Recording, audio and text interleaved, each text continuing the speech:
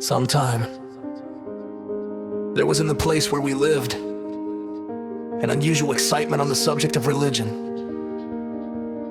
The whole district of country seemed affected by it, and great multitudes united themselves to the different religious parties, which created no small stir and division amongst the people. Some crying, "Lo, here," and others, "Lo, there." Notwithstanding the great love which the converts to these different faiths expressed at the time of their conversion, and the great zeal manifested, everybody converted, as they were pleased to call it. Let them join what sect they pleased. Yet when the converts began to file off, some to one party and some to another, it was seen that these seemingly good feelings of both the priests and the converts were more pretended than real. For a scene of great confusion and bad feeling ensued, priest contending against priest and convert against convert, so that all their good feelings one for another, if they ever had any, were entirely lost in a strife of words and a contest about opinions. During this time of great excitement, my mind was called up to serious reflection and great uneasiness. But though my feelings were deep and often poignant, still I kept myself aloof from all these parties, though I attended their several meetings as often as occasion would permit them. But so great were the confusion and strife among the different denominations that it was impossible for a person young as I was, and so unacquainted with men and things, to come to any certain conclusion who was right and who was wrong.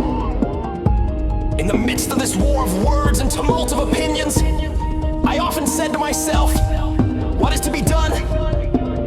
Who of all these parties are right, or are they all wrong together? If any one of them be right, which is it? And how shall I know it? I was one day reading the epistle of James, 1st chapter and 5th verse, which reads, "If any of you lack wisdom, let him ask of God, that give to all men liberally and upbraideth not, and it shall be given him." Never did any passage of Scripture come with more power to the heart of man than this did at this time of mine. It seemed to enter with great force into every feeling of my heart. I reflected on it again and again, knowing if any person needed wisdom from God, I did. For how to act, I did not know. At length I came to the conclusion that I must either remain in darkness and confusion, or else I must do as James directs, that is, ask of God. So in accordance with this, my determination to ask of God, I retired to the woods to make the attempt.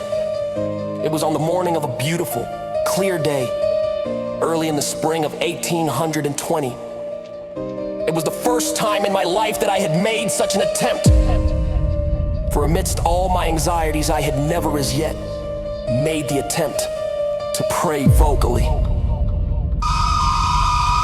I kneeled down and began to offer up the desires of my heart to God. I had scarcely done so when immediately I was seized upon by some power which entirely overcame me, and had such an astonishing influence over me as to bind my tongue so that I could not speak.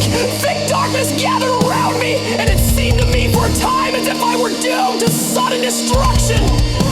But exerting all my powers to call upon God to deliver me out of the power of this enemy, when I was ready to sink into despair and abandon myself to destruction, not to an imaginary ruin, but to the power of some actual being from the unseen world, just at this moment of great alarm,